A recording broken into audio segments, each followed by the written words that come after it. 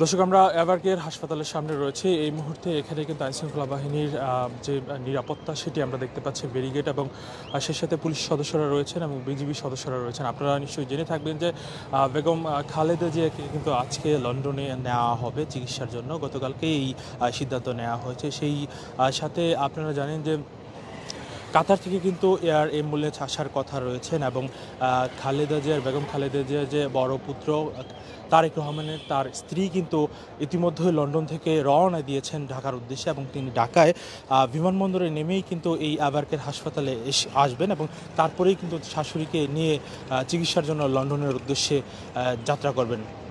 দর্শক, এই বিষয়ে আমাদের সাথে এই মুহূর্তে যুক্ত হবেন আমার সহকর্মী আব্দুল হামিদ। আমরা তার কাছে বিস্তারিত জানতে চাই।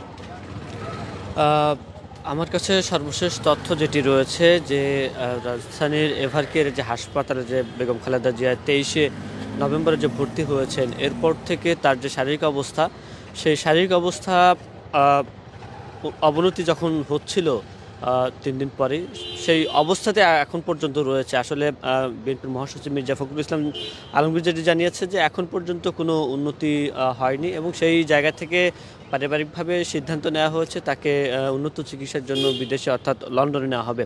এবং সেই যাত্রায় ইতিমধ্যেই তারেক রহমানের স্ত্রী জুবাইদা রহমান তিনি কিন্তু দেশের পথে রয়েছেন।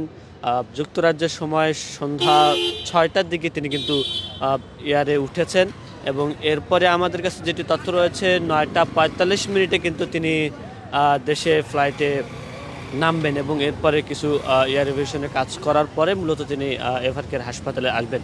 এবং আব্দুল হামিদ, আমরা আরেকটু প্রশ্ন করতে চাই আপনাকে। আমরা যতটুকু জেনেছি যে কাতারের পক্ষ থেকে বলা হয়েছে যে এয়ার অ্যাম্বুলেন্স দেওয়ার কথা, এবং আমরা এর মাঝখানে শুনেছিলাম যে এটি যান্ত্রিক ত্রুটি রয়েছে, এবং এখন কি পরিস্থিতি বা কখন নাগাদ কাতার থেকে এটি আমরা যতটুকু জানতে পেরেছিলাম যে গতকাল যখন ডাক্তার জাহিদ জানিয়েছিলেন যে খালেদা জিয়ার এয়ার অ্যাম্বুলেন্সটি ভোর 4টা থেকে 6টার ভিতরেই সেটি উড্ডয়ন করবে, কিন্তু সেটি আসলে সম্ভব হয়নি। সেই এয়ার অ্যাম্বুলেন্সের যে কাতার এয়ার অ্যাম্বুলেন্সের যে ত্রুটি, সেই ত্রুটি থাকার কারণে আসলে সেটি সম্ভব হচ্ছে না। এবং সেই জায়গা থেকে বিএনপির সিনিয়র নেতৃবৃন্দদের সাথে কথা হয়েছে আমার, এবং তারা যেটি জানিয়েছেন যে এটি আসলে প্রথমে জানিয়েছিলেন যে 12টার ভিতরে হয়তো বা এটি রান করতে পারে, কিন্তু এখন পর্যন্ত সর্বশেষ আপডেট হলো যে সন্ধ্যা গড়াতে পারে এবং সন্ধ্যার পরবর্তী সময়েও গড়াতে পারে। কারণ এখন যখন কথা বলছি, এখন পর্যন্ত আসলে তারা নিশ্চিত করেনি যে এয়ার অ্যাম্বুলেন্সটি বাংলাদেশের উদ্দেশ্যে এসেছে কিনা বা ছেড়েছে কিনা। আসলে সেই বিষয়ে কিন্তু এখনও নিশ্চিত করেনি, যার কারণে এখন বলা যেতে পারে যে তাদের যে তথ্য সেই অনুপাতে সন্ধ্যা গড়াতে পারে, সেই তথ্যই আসলে আমাদের কাছে রয়েছে আর কি।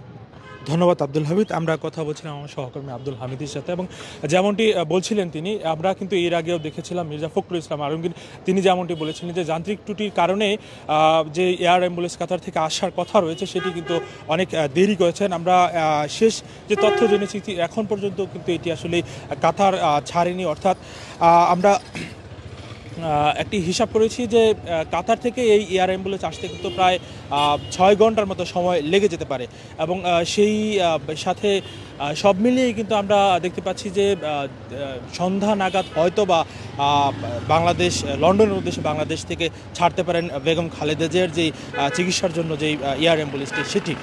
দর্শক, কালের কণ্ঠ থেকে যুক্ত রয়েছিলাম এভারকেয়ার হাসপাতালের সামনে থেকে, এবং এখান থেকে যে সর্বশেষ পরিস্থিতি সেটি দেখানোর চেষ্টা করলে আপনারা নিশ্চয়ই দেখতে পাচ্ছেন যে ব্যারিকেড কিন্তু গতকালকে আরও আনা হয়েছে, এবং সেই সাথে পুলিশ সদস্যরা দেখতে পাচ্ছেন সতর্ক অবস্থানে রয়েছেন, এবং বিজিবি সদস্যরা রয়েছেন এভারকেয়ার হাসপাতালের সামনে। গতকালকেই যে আপনারা জানেন যে প্রধান উপদেষ্টার যে চিফ অ্যাডভাইজারের পেজ রয়েছে সেখান থেকে কিন্তু পূর্ব ঘোষণা ছিল, এবং সেই ঘোষণা অনুযায়ী কিন্তু গতকালকে সেনাবাহিনী এবং বিমান বাহিনীর যে 2টি হেলিকপ্টার কিন্তু এই এভারকেয়ার হাসপাতালের পাশেই প্রদক্ষিণ করেছেন, এবং বিমান বাহিনীর একটি হেলিকপ্টার কিন্তু এখানে নেমেছেন। দর্শক, এভারকেয়ার হাসপাতালের সামনে থেকে এই ছিল আমাদের কাছে সর্বশেষ তথ্য। পরবর্তী আপডেট পাওয়ার সাথে সাথে কালের কণ্ঠে আপনাদেরকে আবারও সরাসরি যুক্ত করবো। ততক্ষণ আমাদের সাথেই থাকুন।